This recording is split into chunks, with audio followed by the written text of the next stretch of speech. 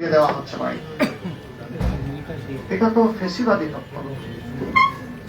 যে ফেসিবাদের ধ্বংসস্তূপের উপর 26-এর নির্বাচন হলো, সেই নির্বাচনের পরে যদি আবার একই ধরনের ফেসিবাদী তৎপরতা আমরা দেখি, এটা হবে এই জাতির জন্য খুবই দুর্ভাগ্য।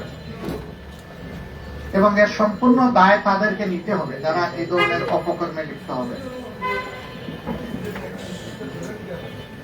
আমরা চাইলেও যদি তারা ইতিবাচক দ্বারা রাজনীতি না চান, তাহলে আমরা জোর করে ইতিবাচক রাজনীতি করতে পারবো না। নির্বাচনে যারা সংখ্যাগরিষ্ঠ আসন পেয়েছেন, যেভাবেই পেয়ে থাকেন, এ ব্যাপারে আমাদের যথেষ্ট অবজারভেশন আপত্তি আছে। দায় মূলত তাদেরকেই নিতে হবে। দেশের শান্তি শৃঙ্খলা রক্ষা করা হবে যদি তারা সরকার গঠন করে, এটা তাদের দায়। কিন্তু এখন এগুলা কিসের আলাদা? এখন এগুলো বন্ধ করতে হবে।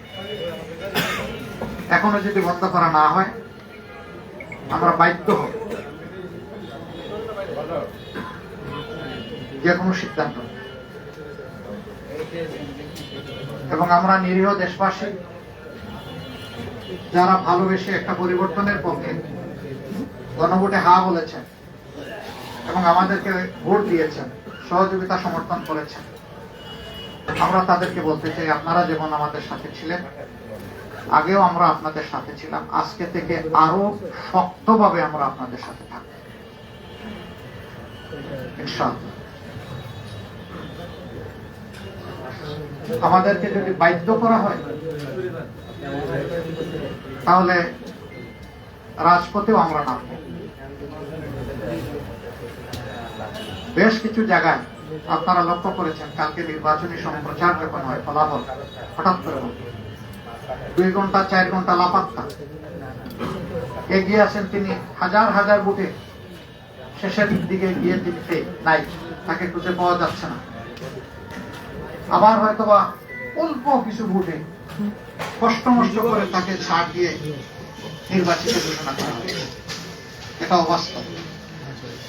আবার আমাদের কাছে ডকুমেন্ট আছে, বিভিন্ন জায়গায় রিজার্ভ সিটের উপর বসামাজা করা হয়েছে, পরিবর্তন করা হয়েছে।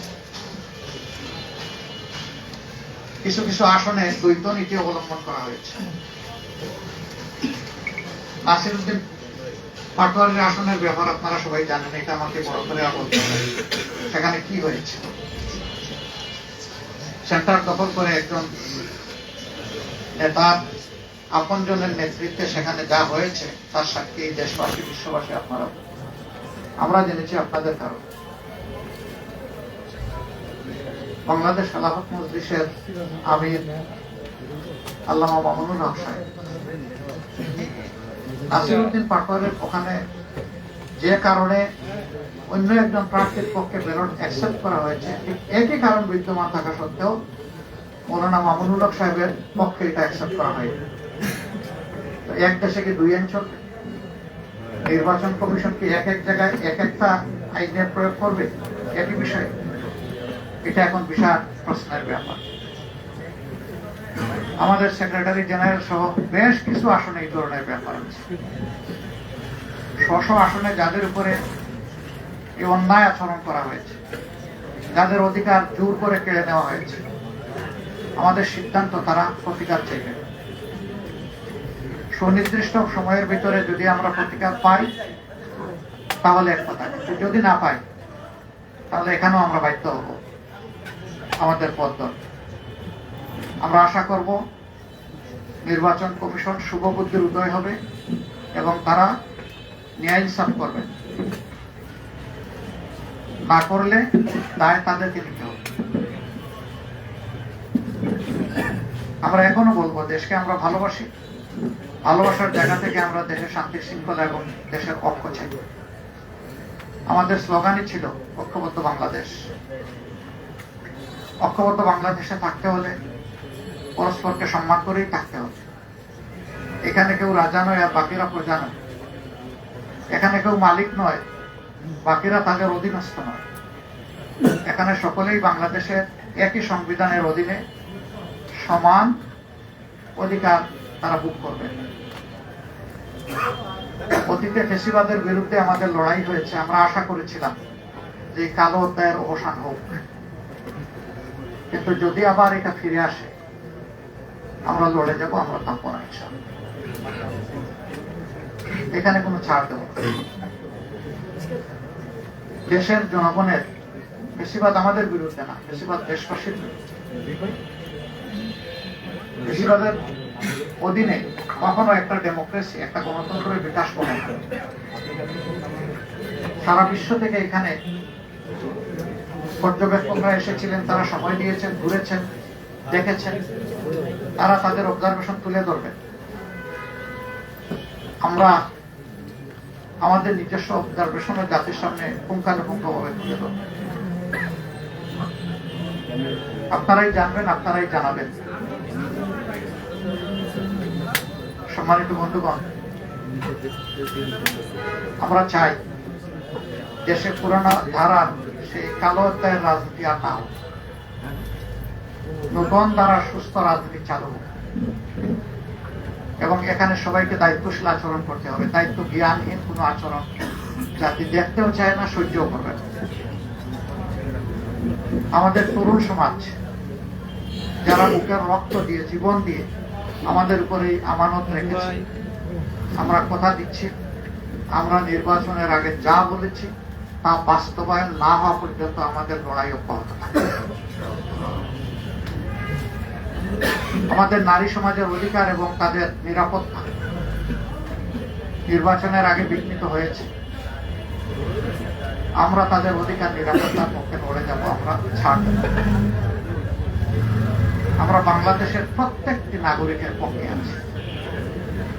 আমরা কোনো দলের পক্ষে নয়, গোষ্ঠীর পক্ষে নয়। আমাদের অবস্থান আপামর জনগণের পক্ষে। এই জায়গা থেকে চুল পরিমাণ সরার আমাদের কোনো সুযোগ নেই। দেশবাসী আমাদের ইন্টেনশন দেখেছেন। আমরা গতকালকেই বলেছিলাম, আমাদের ভদ্রতাকে, ইতিবাচক দৃষ্টিভঙ্গিকে কেউ যদি দুর্বলতা মনে করেন, তারা নিজের উপরে জুলুম করবেন। এটা আমাদের দুর্বলতা নয়, এটা ছিল আমাদের উদারতা। উদারতাকে দুর্বলতা মনে করলে বিপত্তি তাদের জন্যই ঘটবে যারা মনে করবে। আমরা বিনয়ের সাথে বলবো, এই সমস্ত অপকর্ম এখন বন্ধ করুন, এখন, রাইট না। আমরা আপনাদের সদিচ্ছা দেখতে চাই। নিশ্চয়ই আপনাদের নেতৃত্ব আছে, কমান্ড আছে, আমরা তার বাস্তবায়ন দেখতে চাই। আমরা এই সমস্ত ঘটনা যেগুলা ঘটেছে গতকাল থেকে আজ পর্যন্ত, সবগুলার আমরা তীব্র নিন্দা করি এবং আমরা এটার প্রতিকার চাই। আমরা প্রতিশোধের রাজনীতিতে বিশ্বাসী নই, কিন্তু প্রতিকার পাওয়ার এবং নেওয়ার আমাদের অধিকার আছে। আমরা আশা করব জাতির সেন্টিমেন্টের প্রতি সম্মান রেখে নির্বাচনে অনিয়ম, দুর্নীতি, মাসুল পাওয়ার, কালো টাকা যাই হয়েছে এটার প্রতিকার আমরা কিভাবে চাইব, নিয়মতান্ত্রিক ভাবে আমাদেরকে চলতে দেন। এবং আরেকটা কথা একেবারেই স্পষ্ট করে বলতে চাই, আমাদের এই 11 দল ঐক্যবদ্ধ হয়েছে দুর্নীতির বিরুদ্ধে মূলত অবস্থান নেওয়ার জন্য। অথচ আপনারা জানেন 59 জন ভয়াবহ ঋণ খেলাপি, তাদেরকে ঋণের এই দায় থাকা সত্ত্বেও তাদেরকে নির্বাচনে এলিজেবল ঘোষণা করা হয়েছে। তারা প্রতিদ্বন্দ্বিতা করেছে। দুর্নীতির সাথে আমাদের কোনো আপোষ নাই, আমরা আপোষ করব না। এর বিরুদ্ধে আমাদের প্রতিবাদ অব্যাহত থাকবে। নির্বাচন কমিশনকে আমরা অনুরোধ জানাবো, আরপিও যেটা কভার করে না, এরকম যারাই নির্বাচিত হয়েছেন তাদেরকে মেহরবানি করে তাদের ফলাফল স্থগিত রেখে এই ব্যাপারে আগে সুরাহা করুন, তারপরে আপনারা আগান। দ্রুত সুরাহা করলে যোগাইতে পারবেন, কোনো সমস্যা নেই, আমরা সহযোগিতা করব, কিন্তু এর সুরাহা হওয়া উচিত। যারা এই ঋণ খেলাপি হয়েছেন, এটা এক ধরনের অপরাধ। তাদেরকে আরপিওর আন্ডারে সুযোগ দেওয়া হয়েছে, সেইটা তারা গ্রহণ করেন নাই। তারা গ্রহণ করলে আমাদের আজকে এই কথাগুলো বলার দরকার হতো না। অনেকে ঋণ খেলাপির তথ্য গোপন করেছে, সেইটাকে অবলীলায় এড়িয়ে যাওয়া হয়েছে। দৃষ্টি আকর্ষণ করা সত্ত্বেও ক্ষেত্র বিশেষে সেগুলো আমলে নেওয়া হয়নি। স্পষ্টভাবে এটা আরপিওর ভায়োলেশন, আমরা সেই ভায়োলেশন দেখতে চাই। সাংবাদিকরা আমরা মনে করি সত্যের পক্ষে অবস্থান নেবেন, সংবাদ জগৎ ন্যায়ের পক্ষে নেবেন। আপনাদের অবস্থান হবে ফেসিবাদ বিরোধী, আপনাদের অবস্থান হবে জনগণের স্বার্থ এবং কল্যাণের পক্ষে।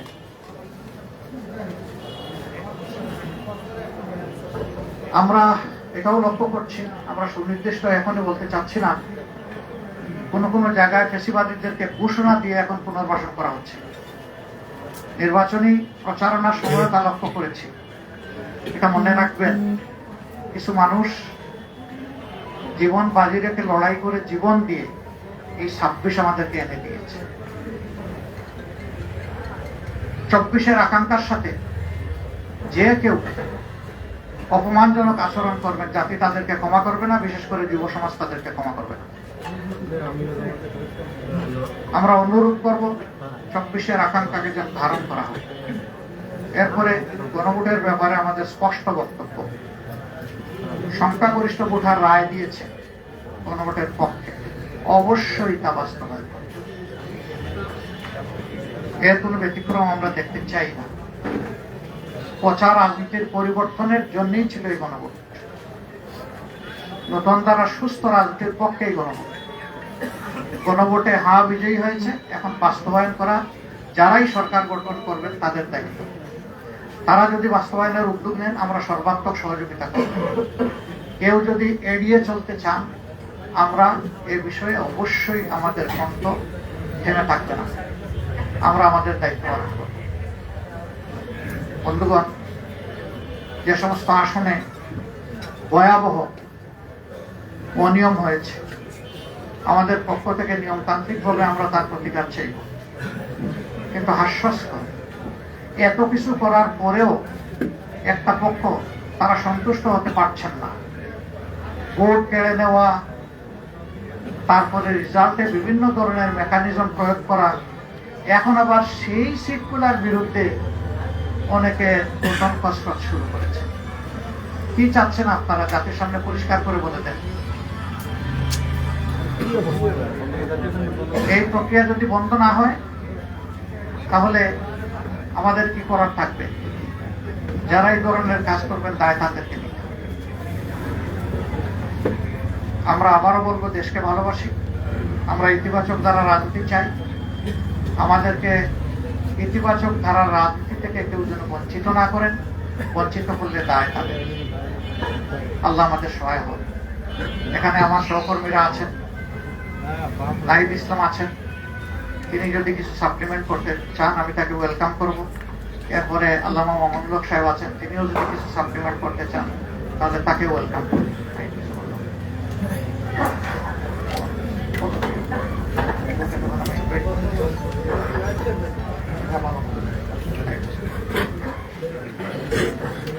আসসালামু আলাইকুম প্রিয় সাংবাদিক ভাই বোনেরা এবং প্রিয় দেশবাসী। 11 দলের পক্ষ থেকে আমরা এই নির্বাচন নিয়ে আমাদের অবস্থান অলরেডি ব্যক্ত করেছেন 11 দলের অন্যতম দল, প্রধান দল জামাত ইসলামী সংগ্রামী আমির ডক্টর শফিকুর রহমান। আমাদের অবস্থান খুবই সুস্পষ্ট। এই নির্বাচনে সুস্পষ্টভাবে ফলাফলে কারচুপি হয়েছে। ভোট সুষ্ঠু একটা পর্যায় পর্যন্ত সুষ্ঠুভাবে হয়েছিল, আমরা সেটাকে স্বাগত জানিয়েছিলাম। কিন্তু ফলাফল যখন ঘোষণা করার সময় হয়েছে, ওই সময়টাতে স্পেসিফিক অনেকগুলো আসনকে টার্গেট করে আপনারা দেখেছেন বাংলাদেশ খেলাফত মজলিসের আমির আল্লামা মামুনুল হক ঢাকা 13, সেই আসন, ঢাকা 8 আসন, বাংলাদেশ জামাত ইসলামের সেক্রেটারি জেনারেলের আসন, এরকম স্পেসিফিক কয়েকটা আসনকে টার্গেট করে সেটার ফলাফল পরিবর্তন করে দেওয়া হয়েছে। কেন্দ্রগুলোকে দখল করে, সেই কেন্দ্রে জোর করে, প্রশাসনকে ব্যবহার করে সেই ফলাফল পরিবর্তন করা হয়েছে। এখন যেই প্ল্যানের কথা আমরা শুনেছি, আমরা সেই প্ল্যানের একটা বাস্তবায়ন বা সেই প্ল্যানের একটা স্বরূপ কিন্তু এই নির্বাচনে আমরা দেখতে পাচ্ছি। এবং এই ধরনের ফলাফল কারচুপি করে যারা পুরোনো আমলে আওয়ামী লীগ যেভাবে নির্বাচন করেছে, সেই ধরনের প্রচেষ্টা আমরা যাদের ভিতর দেখতে পাচ্ছি, তারা কিভাবে রাষ্ট্র পরিচালনা করবে, কিরকম দেশ পরিচালনা করবে, সেটা নিয়ে জনগণের মধ্যে প্রশ্ন এসেছে। এবং নির্বাচনের পরদিনই যারা তাদের প্রতিদ্বন্দ্বীদের উপরে হামলা, সারা দেশে নির্বিচারে বাড়ি ঘরে হামলা, আগুন লাগানো, হুমকি এবং এলাকা ছাড়া করতেছে, তাদের কাছে এই দেশের জনগণ, এই দেশের মানুষ কিভাবে নিরাপদ থাকবে সেটা নিয়ে প্রশ্ন এসেছে, এবং সেটার জন্য আমরা 11 দল কিন্তু ঐক্যবদ্ধ হয়েছি। এবং ডক্টর শফিকুর রহমান বলেছেন স্পষ্টভাবে যে এটার জন্য রাজপথে নামার প্রয়োজন হলে আমরা সেটার প্রস্তুতি নিচ্ছি, কারণ এই দেশের মানুষকে যারা 11 দলের পক্ষে নির্বাচনে কাজ করেছে, নেতাকর্মী সমর্থক, তাদেরকে হেফাজত করা, তাদেরকে রক্ষা করার দায়িত্ব আমাদের।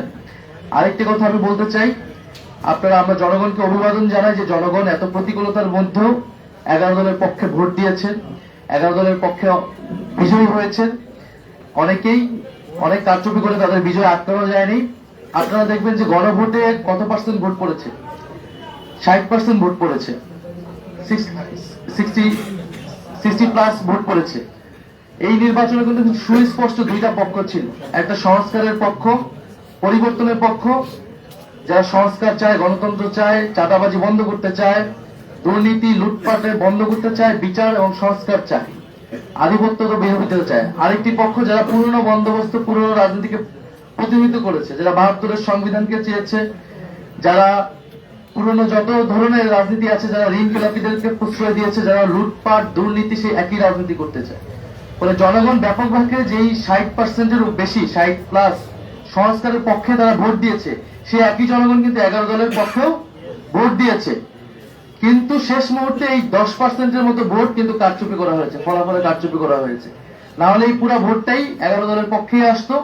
শেষ মুহূর্তে 11 দলের অনেক গুরুত্বপূর্ণ নেতাকে এবং প্রার্থীকে হারিয়ে দিয়ে ক্ষমতা নিয়ে নেওয়ার চেষ্টা করেছে।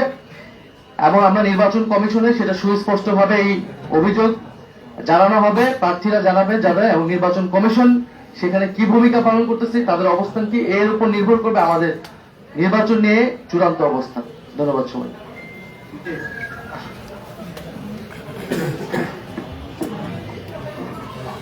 আসসালামু আলাইকুম ওয়া রাহমাতুল্লাহ। আমরা এই নির্বাচন গতকাল হয়ে গেল, এখানে ব্যাপক মানুষের উৎসাহ এবং উদ্দীপনা সহ উপস্থিতিতে আমরা স্বাগত জানিয়েছি এবং বাংলাদেশ স্থিতিশীল হবে সেই প্রত্যাশা আমরা ব্যক্ত করছি। স্বাভাবিকভাবে স্থিতিশীলতার জন্য যারা এই মুহূর্তে বিজয়ী ঘোষণা করা হয়েছে, যাদেরকে বাংলাদেশের স্থিতিশীলতা রক্ষা করা তাদের প্রধান দায়িত্ব, তারাই যদি দেশকে অস্থিতিশীলতার দিকে ঠেলে দেয় তাহলে দেশের জন্য সেটা হবে সবচেয়ে হতাশাজনক বিষয় এবং উদ্ভূত পরিস্থিতির জন্য সম্পূর্ণ দায় তাদেরকেই নিতে হবে। আমরা অত্যন্ত দ্ব্যর্থহীন ভাষায় বলতে চাই, জুলাই বিপ্লবের চেতনাকে যদি ধ্বংস করার চেষ্টা করা হয় তাহলে সেখানে আমরা আনকম্প্রোমাইজ থাকবো। আমরা কোন নমনীয়তা এবং কোন ধরনের কম্প্রোমাইজ জুলাই বিপ্লবের চেতনার ক্ষেত্রে আমরা করতে পারবো না। কাজেই সকল মহলকে আমরা সেই বিষয়ে আমরা স্পষ্ট বার্তা দিতে চাচ্ছি।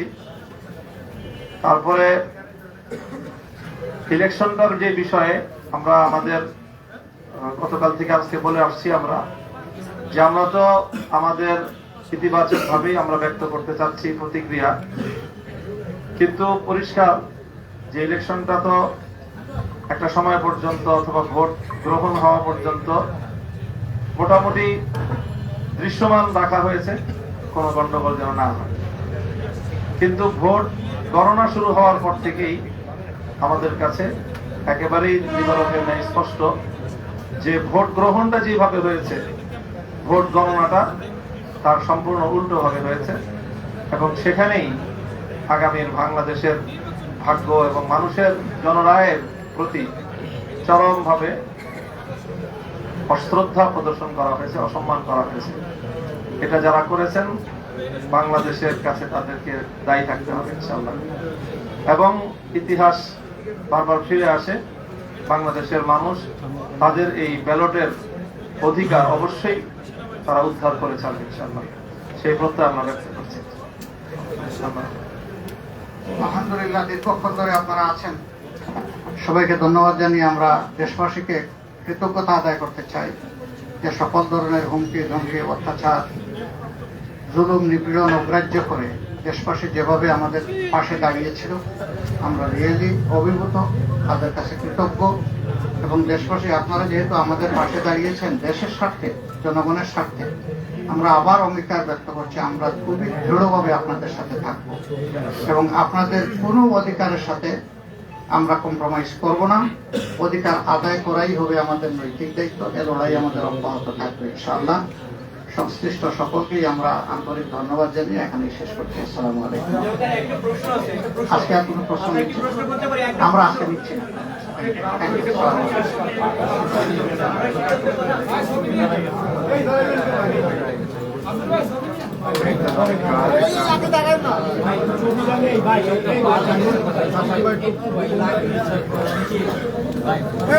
you.